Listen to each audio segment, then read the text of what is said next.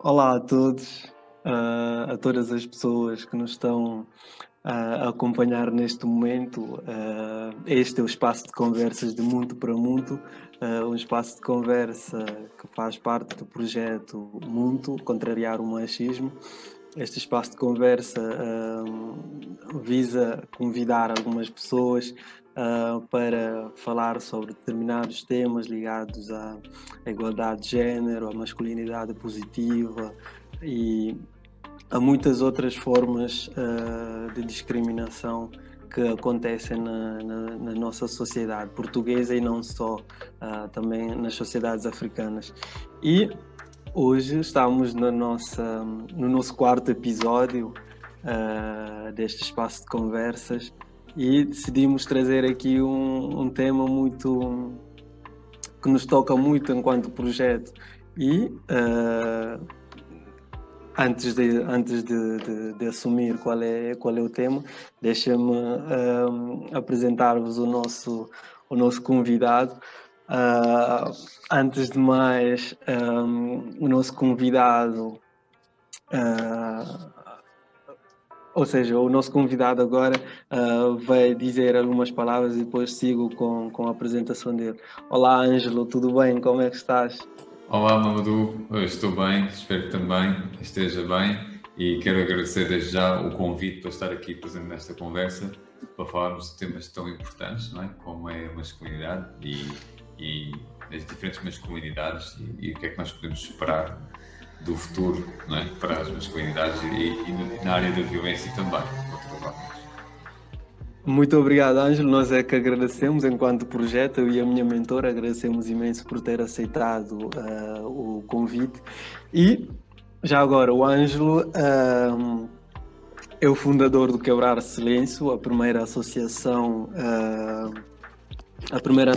portuguesa de apoio especializado para homens e rapazes vítimas de violência sexual.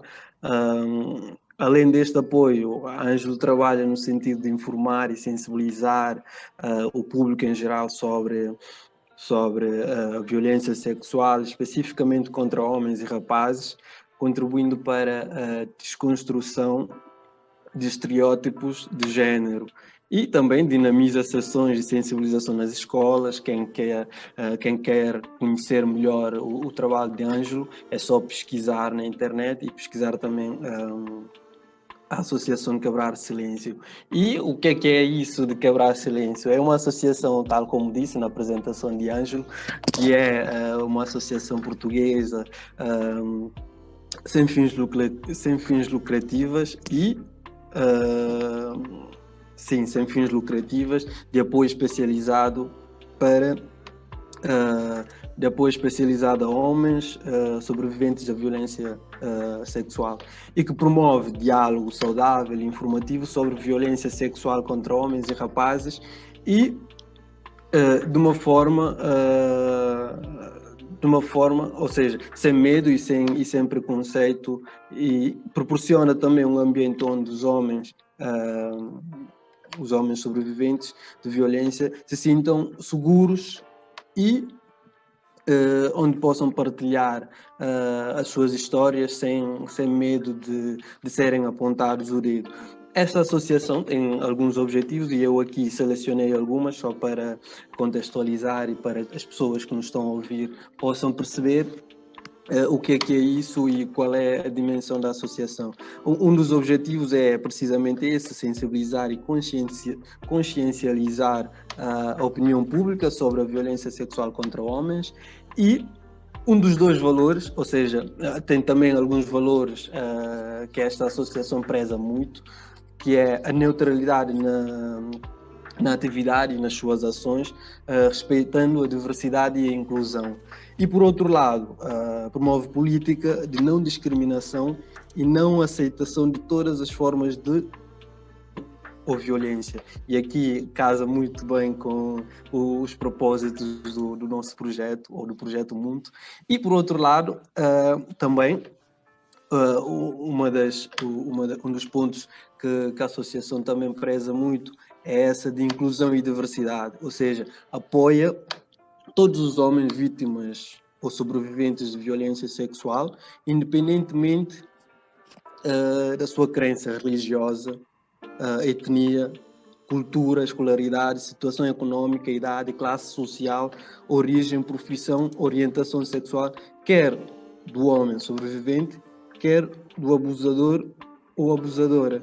Portanto, esta associação é muito inclusiva e é uma associação que me inspirou muito no início da concepção do meu projeto, que ainda está também em concessão, ainda não está assim tudo trabalhado. Portanto, fica aqui um sentimento de admiração pelo trabalho que a associação, e em particular pela direção que Ângelo, pela direção da associação que Ângelo lidera, de admiração pelo trabalho e tudo mais. E então, Ângelo, vou pedir-te para fazeres assim uma breve apresentação, sem aquilo que está nas redes sociais, nos mídias, que nos contasse um bocadinho sobre ti, quem é o Ângelo, para quem não quer encontrar informações no Google, por exemplo. Essa é uma boa pergunta, não é? Nós temos muita informação hoje em dia na internet, nas redes sociais, nos diferentes perfis, mas eu sou um sobrevivente de violência sexual, fui vítima de abusos sexuais na infância e recentemente, há 4 anos, fundei a Quebrar o Silêncio para prestar apoio a homens que, tal como eu, foram vítimas de violência sexual. É esta, digamos assim, a minha missão, porque no meu caso eu não encontrei em Portugal nenhuma associação que prestasse o apoio como nós prestamos aos homens, e eu na altura que precisava de apoio, por acaso vivia na Inglaterra e pude procurar na Inglaterra uma das várias associações que existem, e foi então que eu decidi voltar para Portugal para fundar a Quebrar o Silêncio, para começar também a desbravar, porque no fundo é isto, né? Desbravar este território, desocultar esta realidade e começar a trabalhar na área da violência sexual, especificamente contra homens e rapazes, porque felizmente em Portugal temos várias associações que trabalham na área das mulheres, que prestam apoio a mulheres e raparigas vítimas de violência sexual, também algumas na área LGBTI, e faltava aqui uma associação, pelo menos na área dos homens, que prestasse apoio aos homens e aos rapazes. Foi aqui que nós surgimos, e nos primeiros 4 anos nós registámos 371 homens e rapazes que procuraram o apoio da Quebrar o Silêncio. Esta é realmente uma realidade ainda muito ocultada, silenciada, e a maioria das pessoas não tem ideia, por exemplo, que 1 em cada 6 homens é vítima de alguma forma de violência sexual, não é?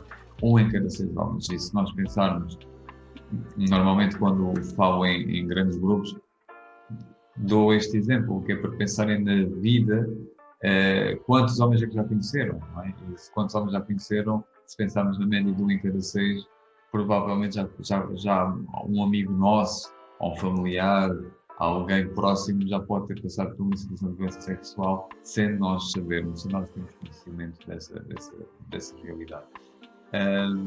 E pronto, e no fundo é isto, as pessoas não têm ainda muita noção, ou pelo menos não têm muita consciência de que a violência sexual também afeta homens e rapazes, de que estamos a falar de uma realidade traumática, de uma experiência traumática, que estamos a falar de crime, que não estamos a falar de sexo, é tudo menos sexo, a violência sexual, e pronto, isso faz parte do universo, das ramificações deste universo que nós temos para trabalhar. Muito obrigado, Ângelo, por esta breve apresentação e contextualização da existência da associação. Já agora, o nosso tema, ou seja, o tema da nossa conversa neste 4º episódio de Mundo para Mundo é sobre masculinidades positivas e violência contra homens. Nós, enquanto projeto, prezamos muito essa premissa de promoção de igualdade de género e de masculinidades positivas, porque todos nós, enquanto seres humanos, necessitamos de embarcar nessa luta para para tornar a sociedade onde fazemos parte uma sociedade mais igual e justa. E esta primeira parte vamos falar sobre masculinidades positivas e depois vamos falar de violência contra homens, que também é um tema muito menos debatido no sentido masculino, mas que é necessária, porque todas as pessoas sofrem de violência de alguma forma. Portanto, será a nossa segunda parte da conversa. E nesta primeira parte, que diz respeito a masculinidades positivas, eu gostava de pedir ao Ângelo que nos falasse na tua opinião, o que é isso de masculinidades positivas?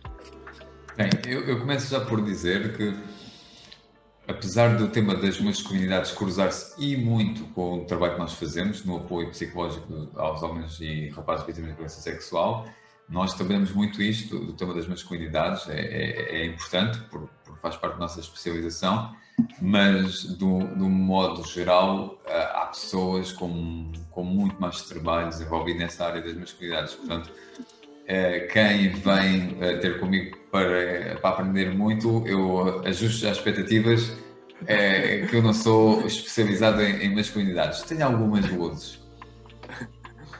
Mas quando falamos de masculinidades positivas, o que eu acho sempre importante, e digo isto muitas vezes, que é nós temos que associar cada vez mais a área do cuidado pelo outro, por si próprio e pelo outro, aos homens, aos meninos, logo desde cedo, não é? Esta área do cuidado é uma área que continua a ser ainda empurrada e vinculada ao universo das meninas, não é? Logo desde cedo, com a presença dos bebés para elas cuidarem, com a imitação, digamos assim, das tarefas domésticas, do cuidado dos outros, e os rapazes parece que esta área não lhes é dada como se fosse uma coisa negativa, como se fosse algo até prejudicial. E não é de todo, não é? Antes pelo contrário. E costumo sempre dizer isso, que para mim um dos aspectos que nós podemos falar da masculinidade positiva significa o homem ter consciência de que existe do autocuidado, não é? De ter o cuidado consigo próprio. Nós sabemos, por exemplo, que os homens procuram menos os cuidados médicos do que as mulheres, ou seja, as mulheres são quem mais procura os cuidados médicos, os homens não o fazem tanto, e especialmente não fazem mesmo numa ótica preventiva, ok? Ou seja, muitas vezes quando procuram os cuidados médicos é realmente quando já tem um problema, quando tem algo para tratar, resolver. E muitas vezes até quando chegam no contexto da saúde, não sabem expressar e exprimir aquilo que sentem face à razão.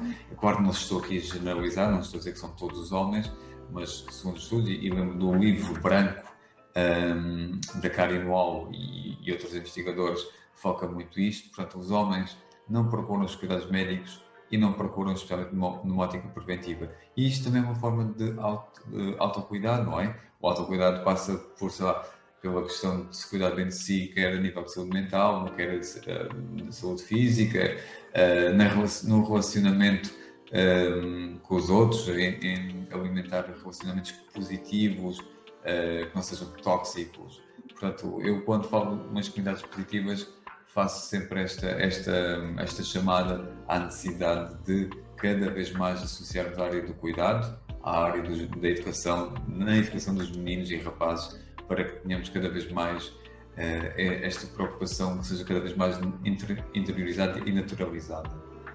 Ou seja, basicamente que não é basicamente, mas há aqui uma grande necessidade de construir os afetos, de fazer valer os afetos desde muito cedo, desde criança. Por acaso, nós homens que já estamos com certa maturidade e juntando aqui os homens que fazem que ainda não querem largar essa capa de masculinidade tóxica, se forem incutidos desde crianças a partilha de afetos dos seus pais, incluindo mãe e pai, claramente. Talvez os seus comportamentos no dia a dia, no momento em que estão a viver agora, não seria de toxicidade e, portanto, vai aqui um desafio lançado pelo Ângelo para no sentido de haver mais educação, mais afetividade nas famílias, de forma a minimizar esses danos que hoje em dia nos complicam a vida enquanto sociedade. E agora, falando em toxicidade, por exemplo, queria te pedir que nos identificasse, por exemplo, algumas formas, aqui nas formas pode ser atitudes ou comportamentos que podemos incorporar no nosso dia a dia de forma a combater a masculinidade tóxica. É verdade que toda a gente não é igual no que diz respeito a atitudes maldosas para com as outras pessoas, mas aquelas pessoas que querem mudar, mas que de alguma forma sentem dificuldades em incorporar certas atitudes ou comportamentos, quais são alguns elementos que nos pode ilustrar aqui para este aspecto? Eu penso que quem quer mudar é porque já sente essa necessidade de mudança, ou seja, não é? É porque já identifica alguma coisa que ou não gosta, ou que gostaria de melhorar, ou que provoca se calhar até algum mal-estar, alguma dor, não é? Porque quem está confortável no seu espaço, na sua pele, à partida se calhar não está a pensar em mudança, se calhar. Portanto, quem já pensa nessa mudança é porque houve alguma coisa que desencadeou essa mesma mudança, e é importante se calhar pegar nisso como ponto de partida para perceber aonde é que quer chegar. E eu acho que há muitos materiais, há aí muitos passos para fazê-lo. Por exemplo, eu recordo-me aqui de um projeto em Lisboa, mas que agora com a pandemia e com o Zoom, qualquer homem e até mulher pode participar, que é o Men Talks, um projeto que começou com o Flávio, o Ricardo e o Johnny, e agora já estão mais homens envolvidos e mulheres também. É um projeto que desafia homens e convida também homens, convida e desafia, acho que é interessante dizer as duas formas, a repensar nos seus modelos de masculinidade, de pensar se há alternativas à forma como se comportam, que benefícios é que têm em modificar, porque também é importante perceber isto, para quem nós estamos a modificar. Se eu quero mudar alguma coisa em mim, estou a fazê-lo porquê? Para mim, para benefício próprio ou para benefício de outras pessoas? Ou ambas, não é? E é importante também perceber, porque estas mudanças, se forem forçadas, se calhar não saem naturalmente e até pode criar resistência à própria mudança e se calhar aqui até haver resistência à empatia. O que eu acho interessante e não é fácil é desafiar os homens também a poderem falar dos seus sentimentos, a poderem... Eu conheço vários homens que conheci a nível profissional que nos dizem que é mais fácil para eles ter mulheres amigas com quem falam dos seus sentimentos e de questões mais sensíveis e de problemas maiores do que com os amigos homens. Isto diz alguma coisa, não é? Isto é um sintoma. É um sintoma de que nós não estamos a criar os homens, os rapazes e os homens, de modo a que consigam ter, se calhar, relações entre si que sejam profundas ou que sejam transparentes. Não quer dizer que as relações atuais não o sejam, mas se calhar a um determinado nível, a um certo nível, se calhar mais a nível das emoções, dos sentimentos, talvez ainda não tenha chegado. Muitos homens, se calhar, ainda não estão nesse nível. E depois acabam por ver ou apenas encontrar nas mulheres um ombro amigo, digamos assim, para falar dos problemas, para desabafar. Isso significa algumas coisas. Significa também que, se calhar, na área, como dizia há pouco, o lado emocional nas meninas é muito mais trabalhado, não é? Ainda continua-se a ouvir muitas vezes que os homens não devem chorar, os meninos devem ser fortes, o menino que é menino não chora, por aí fora. Portanto, há aqui logo desde o início, para muitos casos, um bloqueio e um travão no acesso às emoções, aos sentimentos, que devia ser desbloqueado, não é? Devia ser permitido esse acesso, e que parece que é exclusividade das raparigas. Portanto, aqui eu penso que seria interessante para os homens perceberem também quais são os benefícios em refletir na sua mudança, o que é que ganham com isso, e perceber também coletivamente como é que nós todos e todas beneficiamos. Pronto, eu não sei se foi um bocado vago ou abstrato, mas é a minha resposta. Sim, estou a acompanhar perfeitamente e aqui, como é um espaço de conversas, tudo é importante.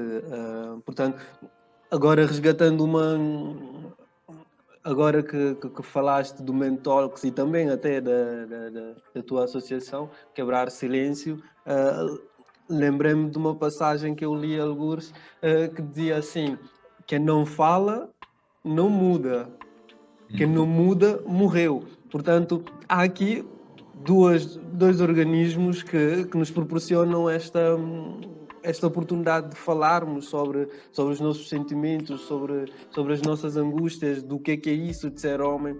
Portanto, as pessoas que estão aí desse lado, que estão a ouvir ou ver e querem mesmo mudar e criar e caminhar para novos caminhos e tudo mais, tem aqui o Mentalks, que também inspirou-me muito na criação desse projeto, e tem o Quebrar Silêncio, que podem ir ter com os responsáveis dessas associações e falarem sobre tudo sem medo e sem preconceito, tal como se descreve na associação, ou do que é a associação.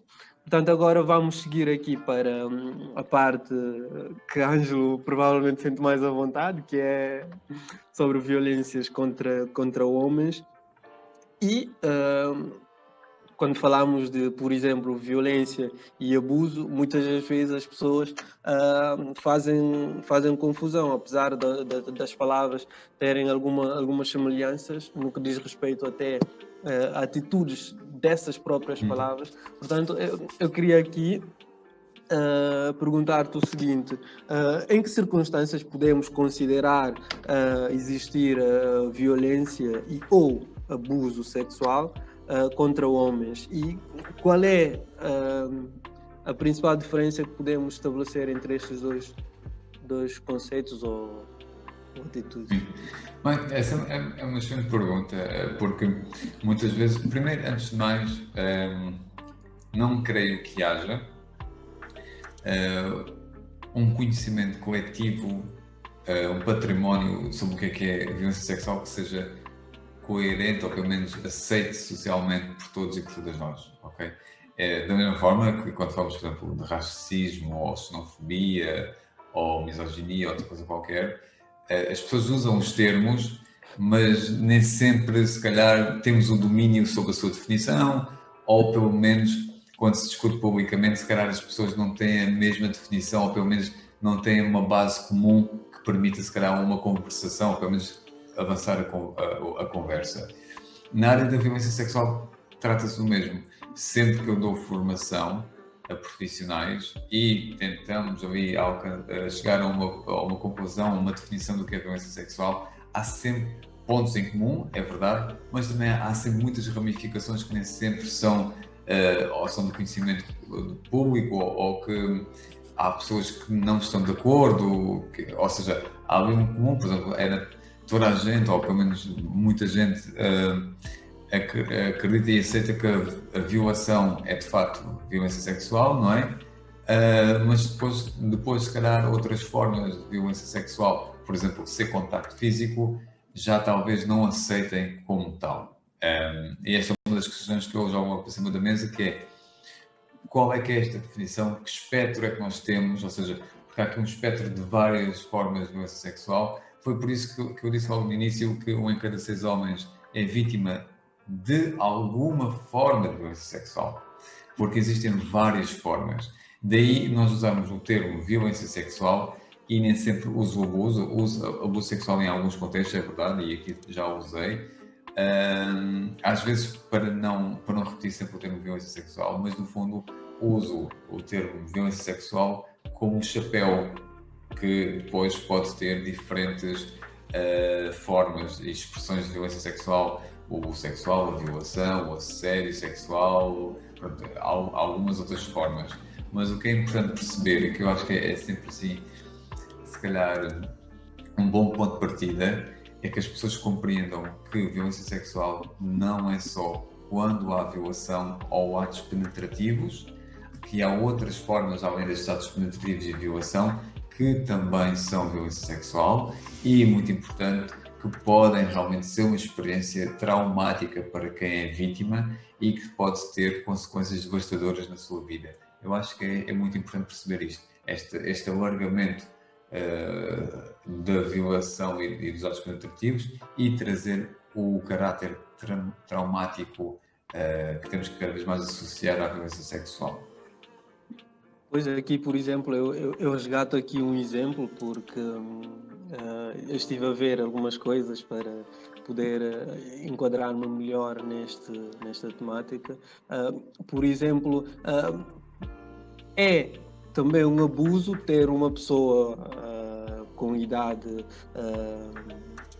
superior a masturbar-se, por exemplo, em frente a uma criança, e isso pode-se considerar violência sexual e pode causar traumatismo na criança, que em média, tal como a Ângela assumiu em algumas entrevistas e tudo mais, em média os homens demoram cerca de 26 anos a poderem falar sobre aquilo que sofreram quando ainda eram crianças. Portanto, há aqui uma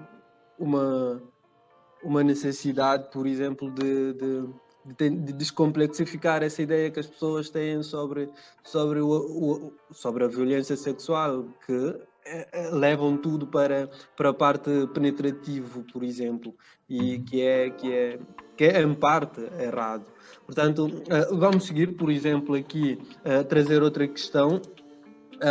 Eu fui resgatar uma notícia da observação, do Observador, desculpe. Observação é muito bonito, mas não. Do Observador, que diz assim: no primeiro semestre de 2020, a quebrar silêncio, recebeu cerca de 10 novos casos por mês de homens e rapazes vítimas de violência sexual um aumento de 18% face a 2019. Já como dissemos aqui, a associação tem 4 anos, fez 4 anos em janeiro deste ano.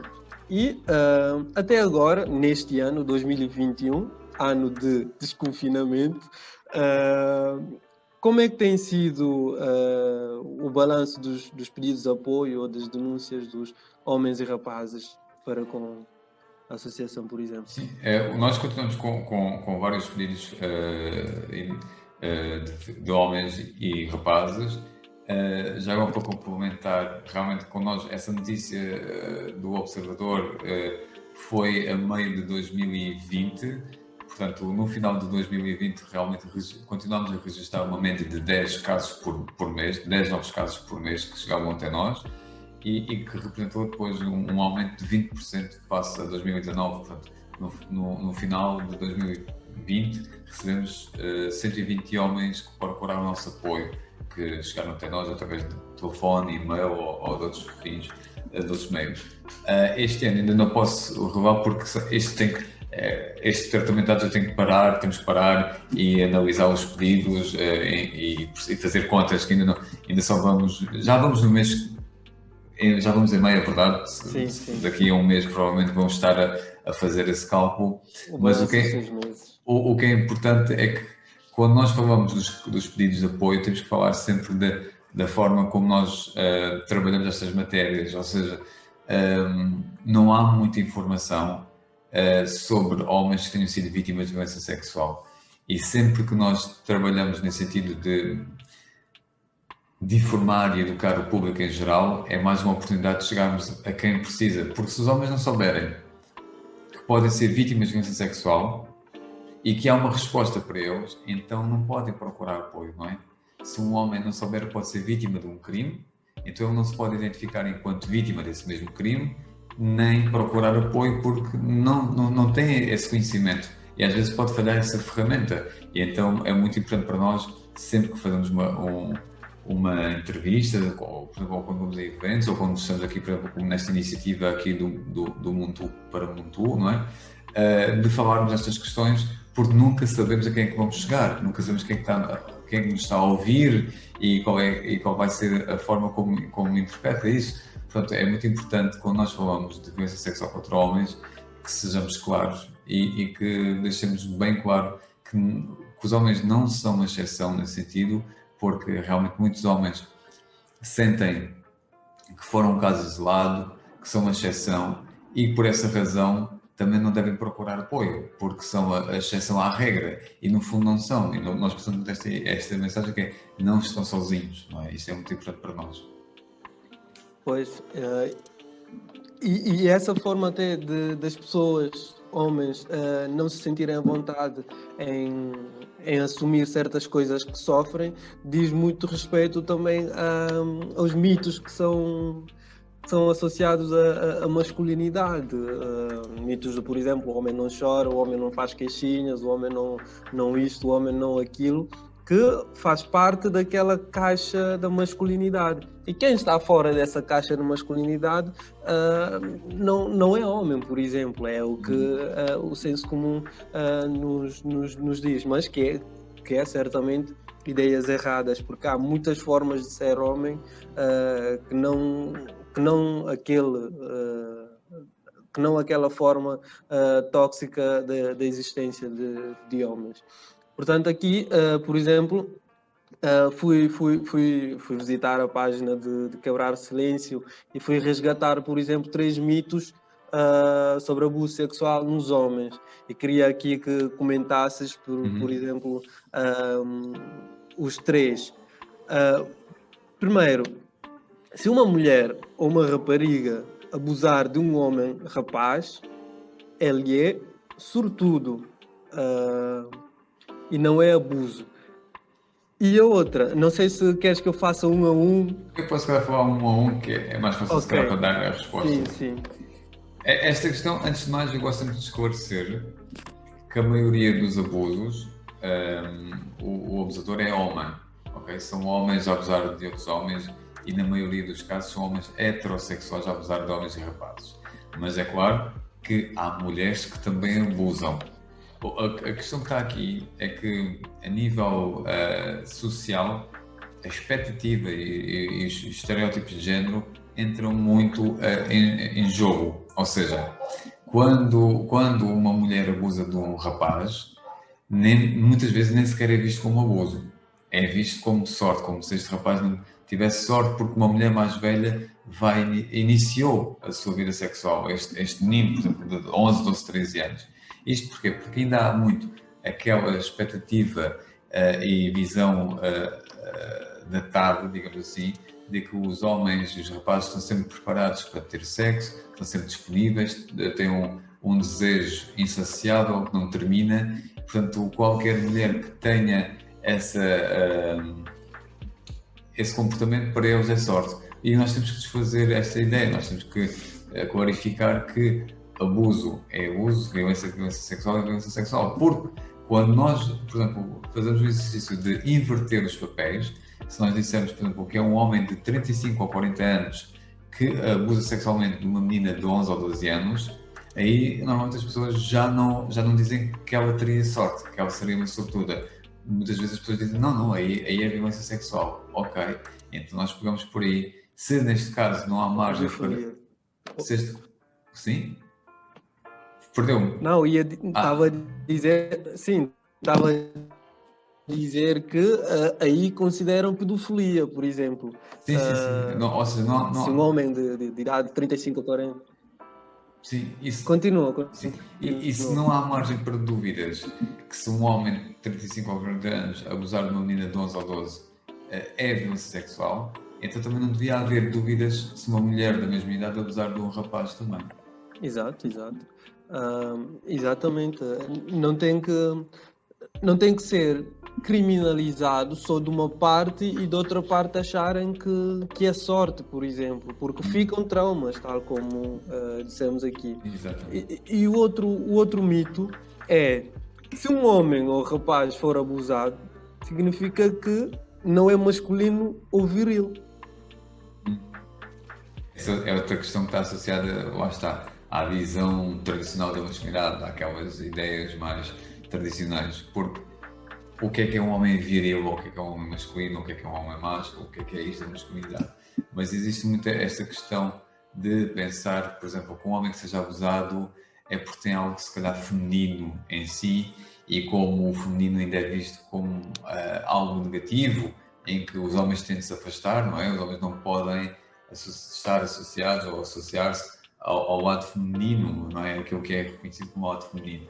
E muitas vezes, até mesmo aqui na questão dos próprios atos, é visto como a questão da penetração. Portanto, quem penetra é o homem, não é a mulher, por aí fora. Portanto, acontece muitas vezes esta ideia de haver esta transferência. Só que nós temos que explicar que isto não se trata destas questões, ou seja, temos que perceber que estamos a falar de violência, que estamos a falar de uma experiência traumática em que nada afeta a masculinidade da vítima, ou seja, a forma, é isso, claro que são conceitos sociais, não é? E depois é natural que vá afetar no sentido em que o homem pode sentir que é menos homem, que deixou de ser tanto homem, mas são questões que nós trabalhamos, ou seja, é uma questão que quando os homens chegam até nós, e através dos grupos de ajuda mútua, ou através de apoio psicológico, essas questões são trabalhadas e debatidas no processo. Muito bem. E para fechar, o terceiro mito que eu selecionei, são vários, para quem quiser e tiver curiosidade em descomplexificar, ou seja, em desconstruir os seus mitos sobre violência contra homens ou sobre a masculinidade tóxica, pode visitar a página de Quebrar Silêncio e ler estes mitos e não reproduzi-los.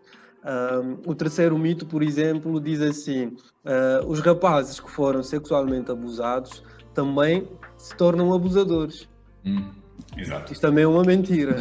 Sim. Esse é outro mito, e é um mito que também acaba por silenciar, ou pelo menos contribuir para a manutenção do silêncio dos homens sobreviventes.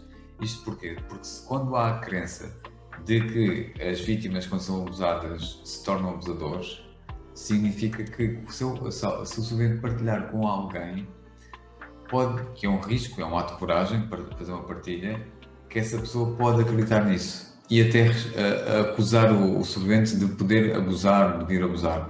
E muitas vezes este é um dos maiores receios, não é? E muitas vezes os homens não têm qualquer desejo de vir abusar, não têm expectativas de o fazer, só têm receio de serem julgados por tal. E isso contribui para que eles não partilhem. E isso é muito importante perceber, porque na verdade, tendo em conta que alguém que abuse, e que normalmente abusam de mais crianças, imagina um abusador pode abusar de 10, 15, 20, 30, 40 crianças. Se nós pensássemos se essas 40, 50 crianças se tornassem abusadores e abusassem de mais crianças, o mundo estava repleto de abusadores, ok? Porque a verdade é que realmente, e há estudos que falam abertamente sobre isso, que trabalham com abusadores que foram condenados e que estudaram com eles, e a maioria diz que os crimes pelos quais foram condenados não representa, mas de longe, a totalidade dos crimes e de crianças que abusaram, ok? E é importante perceber isto, que realmente é um mito, é uma crença, e esta crença acaba por contribuir para o silenciamento dos homens. E já agora, como o Mamadou dizia, realmente, quem quiser partilhar, quem quiser saber mais, pode ir ao nosso site. Temos vários mitos, também temos várias perguntas frequentes, temos lá várias questões para ajudar as pessoas também a terem alguma informação, ou pelo menos a informarem-se melhor sobre o que é isto de violência sexual. Muito bem, estamos na parte final da nossa conversa, de mundo para mundo. E agora, antes de te perguntar a última questão. Queria saber, em termos de denúncias de pessoas imigrantes, como é que... Será que tem assim, alguma afluência de pessoas africanas que... Eu não posso falar concretamente de casos por Sim. causa da confidencialidade. Sim, claro. Mas posso dizer que a maioria dos homens que nos procura, a grande maioria, são homens que são portugueses, de raça branca. Não quer dizer que não haja outros homens de outros continentes, de outras culturas, de outros backgrounds, mas se percebemos que não são representativos, ou seja, não têm, são residuais. E isto para nós é muito importante, porque nós temos homens de outros países que nos procuram, que residem em Portugal, ou pelo menos têm uma ascendência cultural diferente do nosso contexto, seja isso o que é que isso quer dizer, mas nós percebemos que se calhar também há aqui questões culturais que às vezes também podem sobrepor e aumentar o peso do estigma, aumentar o peso da vergonha, porque há masculinidades. Nós podemos falar que são masculinidades aqui hoje, no contexto português, sim, mas isso é, mesmo dentro do contexto português, existem diferentes noções de masculinidade, não é? Esta questão, quando se fala da masculinidade hegemónica, eu fico sempre com muitas reticências e muitas questões do que é a masculinidade hegemónica, porque se eu estou em Lisboa, posso pensar numa coisa, mas se for para a Amadora é outra, se for para a Almada é outra, se for para o Porto pode ser outra, no Alentejo pode ser outra, e se sair do contexto de Portugal ou do contexto da Europa, também vamos encontrar muitas outras masculinidades. Pronto, isso é importante perceber que quando um homem que nos procura e que não, por exemplo, que não nasceu em Portugal ou que vem do outro contexto, que temos aqui também questões culturais que nós também temos que ser sensíveis e empáticos para perceber o quão essas questões afetam a procura de apoio, a partilha da sua história e o próprio processo de recuperação do trauma. Pois, claro. E há um autor, Connell, por exemplo, não sei se estou a dizer bem o nome. O Connell identifica quatro formas de masculinidade, mas faz essa caracterização no contexto ocidental. Portanto, dentro de cada país, de cada realidade, existem várias formas de se ser masculino. Portanto, aqui era só uma pergunta curiosa para tentar perceber se também recebem assim algumas queixas ou denúncias. Sim, recebemos, mas é como disse, sim, algumas. Exato. Está bem, então, caminhando aqui para a parte final, eu queria pedir-te alguma mensagem que queiras deixar aqui no espaço de conversas para pessoas, homens que sofrem ou que sofreram de violência ou abuso sexual, de homens que abusam e daqueles que ficam em silêncio, sabem que está a acontecer ou que acontece algumas coisas, mas preferem ficar em silêncio, não denunciando o abusador. Queria que deixasse aqui alguma mensagem assim para... Essa eu vou pegar pelo fim, porque os homens, eu sei que é uma questão de só de expressão, mas as palavras têm algum significado, não é? Os homens não preferem ficar em silêncio. É uma questão de sobrevivência ficar em silêncio. Porque não sabendo como é que as pessoas próximas vão reagir, sabendo também que o contexto social é um contexto anti-vítima, que ataca e descredibiliza as vítimas e num escrutínio desumano, não é propriamente preferir ou preferem ficar em silêncio, é uma questão de sobrevivência, ok? E qualquer vítima, isto é um tema que está agora no ar, devido às últimas... Nenhuma vítima tem de denunciar, tem de dar o nome do abusador, ok? Porque às vezes as pessoas não percebem, esse abusador pode ser o pai, pode ser o irmão, pode ser a irmã, pode ser a tia, é uma pessoa próxima e pode abalar com a dinâmica familiar, pode trazer mais problemas à vida. Portanto, a vítima já passou por uma situação traumática, não tem obrigação nenhuma de satisfazer a curiosidade de qualquer outra pessoa, ok? Isto fica bem claro, que não haja dúvidas. Portanto, as pessoas que não passaram por uma experiência de violência sexual não sabem, se calhar, o que é passar por uma experiência traumática desta dimensão, mas têm muito que dizer. E às vezes, se calhar, deviam escutar um pouco mais, em vez de logo contra-interrogar as vítimas. Porquê é que não me falou antes? Porquê é que não diz o nome do abusador? Porquê é que só agora? Então, mas passaram-se 20 anos, porquê é que demorou tanto tempo? Tem muitas perguntas. Estas perguntas tendem a responsabilizar e a atacar a vítima, tendem até muitas vezes até a revitimizar e retraumatizá-las. A minha mensagem final, digamos assim, é para todos os homens que foram abusados, seja na infância, seja na adolescência, seja na idade adulta, que também acontece, que não estão sozinhos. Não foram um caso raro, não foram exceção, não estão juntos, não estão sozinhos, podem procurar o nosso apoio, vão encontrar um espaço sem juízo de valor, que respeita o vosso ritmo, que respeita a vossa necessidade de partilhar ou de não partilhar, que respeitamos o direito a esquecer, que respeitamos o direito a não partilhar.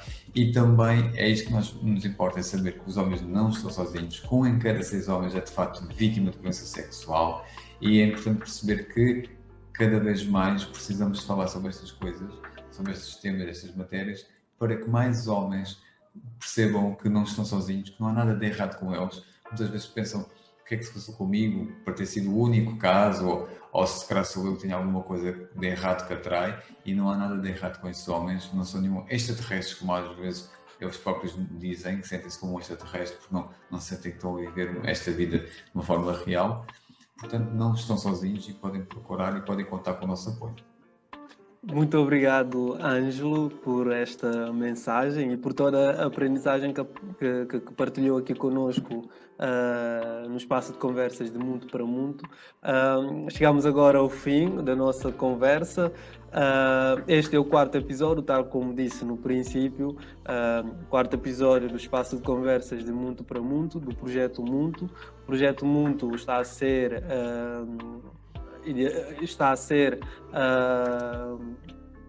idealizado por mim e a minha mentora Ana Paula Costa, que muito agradeço desde o princípio até hoje e continuará a ser a minha mentora para sempre. E então ficamos por aqui, e tal como estava também a referir, o Projeto Mundo faz parte do programa de mentoria do He4She,